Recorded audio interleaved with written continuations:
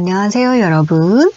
항상 영상을 이렇게 애청해 주셔서 진심으로 고맙습니다.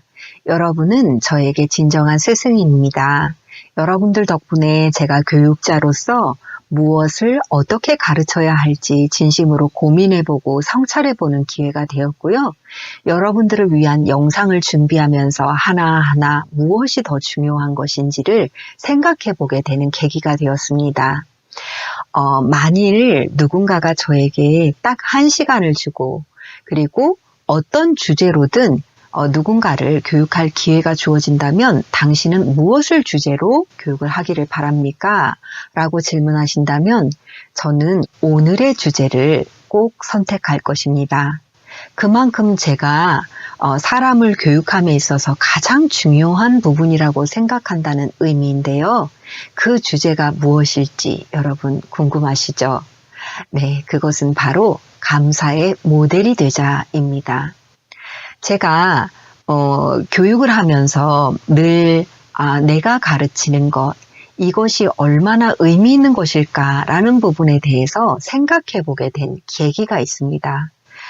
최근에 코로나19로 인해서 우리 모두가 굉장히 어려움을 많이 겪었죠. 사회적으로 우리 모두는 이전과는 다른 그런 삶을 살고 있습니다.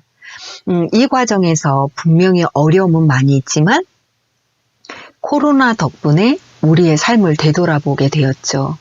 그리고 더 중요한 것과 덜 중요한 것들에 대해서 정말 생각해 보게 되고 앞으로 내가 무엇을 왜 어떻게 해야 할 것인지에 대해서 생각해보는 정말 중요한 터닝 포인트가 되었던 것 같아요. 그런 측면에서 저도 아이들에게 가르칠 때 아이들에게 무엇을 가르칠 것이냐, 왜 그렇게 가르칠 것인가 라는 부분에 대해서 고민하는 과정에서 오늘의 주제를 생각해보게 되었습니다. 여러분은 아이를 키울 때 무엇을 위해 아이들을 교육하시나요? 아이들이 공부를 잘하게, 좋은 학교에 진학을 하게, 그리고 좋은 직업을 얻고 돈도 많이 벌고 사회적으로 성공하는 것을 목표로 삼고 계신가요? 그러나 이것이 정말 최종의 목표일까요? 네, 어쩌면 이것은 과정일 것이라고 생각합니다. 우리는 공부를 잘하고 좋은 학교에 가고 좋은 직장과 사회적 성공을 하면 행복할 것이라고 생각하지만 실제로 제 주위에는 우리가 그토록 바랬던 그 여정을 잘 걸었는데 결코 행복하지 않은 분들을 많이 보았습니다.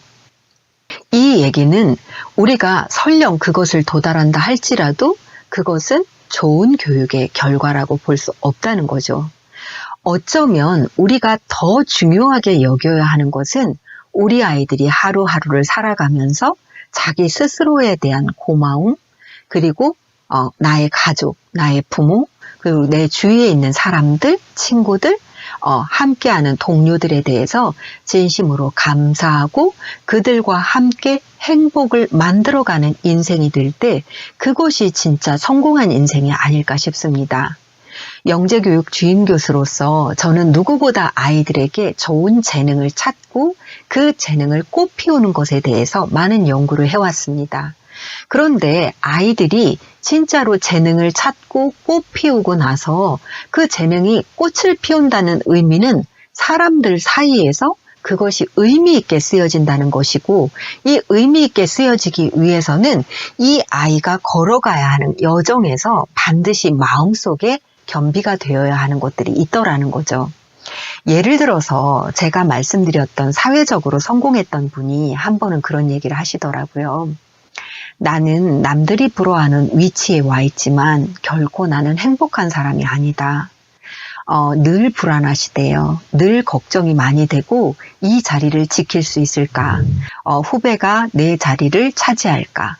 그리고 내가 얼마나 더 이 명성을 유지할 수 있을지, 그리고 많은 스트레스로 인해서 잠도 못 자고 또 몸도 많이 아프고 늘 머리에 두통도 있고요. 그러다가 보니까 사람들을 보면서 좋은 눈으로 보이는 것이 아니라 저 사람이 언젠가 내 뒤통수를 칠 것이다, 나를 공격할 것이다, 이렇게 늘 생각을 하니까 사는 것이 행복이 아니라 지옥이라는 거죠. 그렇다면 여러분이 바라던 아이들의 교육의 목적이 바로 이런 모습이었을까요? 그렇지 않을 거예요.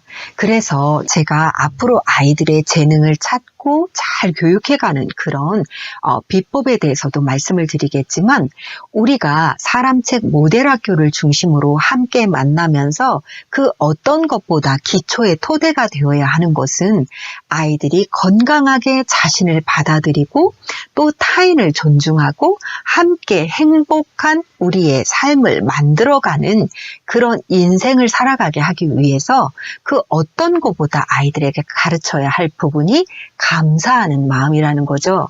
그렇다면 감사하는 마음을 감사해라, 감사해라 이렇게 가르친다고 해서 그게 될까요? 그렇지 않아요. 우리 어른들 먼저가 감사하는 자세를 가지고 아이들에게 먼저 감사를 표할 때 아이들도 메아리가 되어서 감사함을 몸에 익힐 수 있다는 거죠. 그런 취지에서 오늘 저는 감사의 모델이 되기 위해서 우리가 해야 하는 3가지 실천 팁을 말씀드리려고 합니다. 첫째, 왜 감사를 가르쳐야 할지에 대한 필요성을 우리가 먼저 중요하게 생각해 봤으면 좋겠습니다. 감사는요, 삶을 대하는, 세상을 대하는 눈이라고 생각합니다. 그래서 아이들에게 공부를 잘하는 것들을 가르치기 전에 먼저 세상을 보는 눈을 가르쳐야 하는데, 아이들이 세상을 볼 때 내가 건강한 것도 감사하고 때로는 나에게 안 좋은 일을 했지만 그로 인해서 내가 깨닫게 되는 부분들이 있다면 이것도 감사할 것이고, 이렇게 세상을 바라보는 틀, 내 눈을 어릴 때부터 감사의 습관을 기르도록 이렇게 할 때 아이들은 삶에 그런 어떤 습관이 된다는 거죠. 왜 내 눈이 어떻게 형성이 되느냐에 따라서 보이는 것들이 공격으로 보일 수도 있고 감사로도 보일 수도 있고 또 다른 눈으로도 보일 수 있는 거죠. 그래서 그 어떤 것보다 세상을 보는 눈이 중요한데, 감사는 세상을 바라보는 틀이기 때문이라고 저는 생각합니다. 저는 시골에서 9남매 중에 7번째 딸로 아들 중심으로 양육을 하는 부모님들을 보면서 원망, 불만, 속상함 이런 것들이 굉장히 많았었어요. 그러다가 보니까 온통 세상이 억울하고 분한 것들 투성이었거든요. 근데 커가면서 어느 날 신앙을 통해서 제가 진짜 감사함이라는 것을 배웠을 때 그때는 세상이 완전히 다르게 보이더라고요. 아, 어린 시절에 내가 그렇게 형제가 많은 속에서 자랐기 때문에 사람들과 어떻게 관계를 맺으면 되는지를 더 잘 배울 수 있는 기회가 있었고, 아버지, 어머니 덕분에 내가 또 다른 것들을 배우게 되었고, 이렇게 보니까 내 눈이 바뀌게 되니까 사람들을 대하는 태도도 달라지고, 그리고 문제나 어떤 상황에서 이 문제를 바라보는 눈도 달라지게 되더라는 거죠. 그래서 감사를 왜 가르쳐야 하는지 여러분 기억하시겠죠?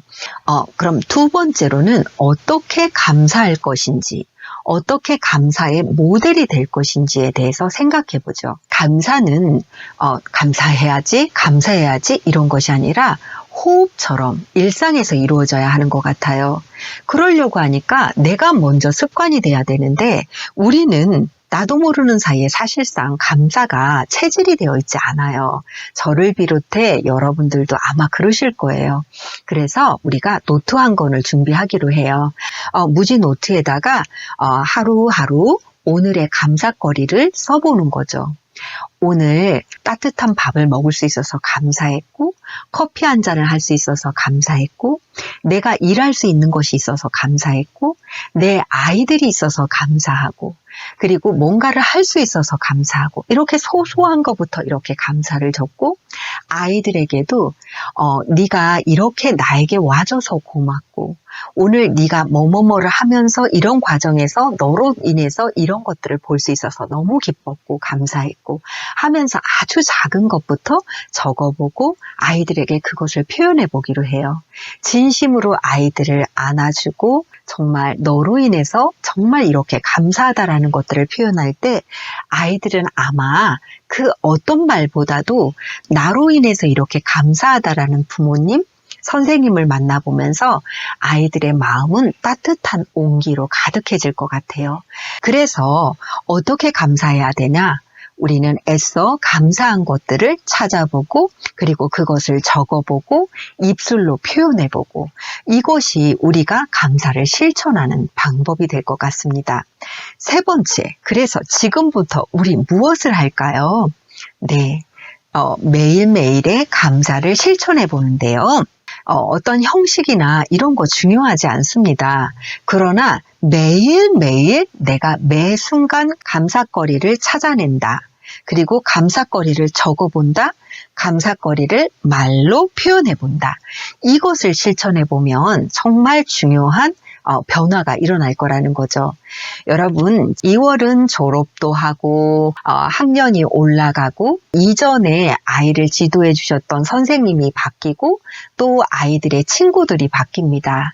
그래서 아이들과 함께 한 해 동안 아이를 지도해 주셨던 선생님께 고마웠던 점들을 적어보고 고마웠던 것들을 떠올려보고 그 떠올렸던 것들을 아이들이 말을 해보게 그러면서 가족에서부터 시작을 하고 또 아이들이 다니는 교육기관에 가서 직접 아이가 그것을 진심을 담아서 표현해보게 하고 내가 먼저 선생님께도 진심으로 감사하다고 문자도 보내보고 인사도 해보고 이러는 과정에서 아이들은 감사하는 부모님을 보면서 감사하는 것을 자연스럽게 배우게 될 거예요. 우리가 바이러스 슈퍼 전파자 얘기하잖아요. 감사의 슈퍼 전파자가 돼보면 어떨까요? 여러분들 이렇게 하다가 보면 저절로 우리 아이들은 감사하는 것들이 습관화가 될 테고 친구에게도 감사하다는 말을 늘 하게 될 거예요. 여러분 감사에 대해서 연구한 유명한 학자들 중에 폴 밀스라는 교수가 있는데요. 이분 같은 경우에는 감사하는 분들의 뇌가 어떻게 달라지는지 그리고 그들의 건강 그리고 그들의 관계가 어떻게 달라지는지에 대해서 과학적으로 많은 연구들을 수행을 했는데 감사를 할 때 측두엽에서 어떤 쾌락의 중추가 기능하면서 도파민, 세로토닌, 엔돌핀 이런 좋은 행복 호르몬들이 많이 나오고 근육이 이완이 되면서 심장 박동이 안정화가 되더랍니다. 그런데 화를 내고 불평불만하고 속상한 일들로 온 머릿속이 가득할 때는 혈액이 굉장히 빨라지면서 이것이 근육 쪽으로 가고 심장 박동이 빨라지면서 결국 모든 오장육부에 어떤 문제가 생긴다는 거죠. 여러분 우리가 많은 불편함, 속상함, 아쉬움 왜 없겠습니까? 근데 그것 이전에 먼저 진심으로 고마웠던 점들을 하나하나 나열해 보기로 해요. 당신 덕분에 내가 이렇게 할 수 있었고 이 부분이 너무 고마웠습니다. 진심을 담아서 감사를 표현할 때 내게 이렇게 좋은 것들이 많았었구나 라는 나 자신을 느낄 수 있고 그리고 상대에게도 나에 대한 그런 마음이 굉장히 긍정적으로 형성될 거예요. 그래서 3월은 우리 감사하기 딱 좋은 날이죠. 여러분들과 함께 작은 감사를 매일매일 실천해 보기로 하고 감사일기를 잘 썼던 그 경험들 여러분들 댓글로 소통해 주시면 정말 우리 서로에게 긍정적인 에너지가 될 것 같습니다. 경청해 주셔서 감사합니다.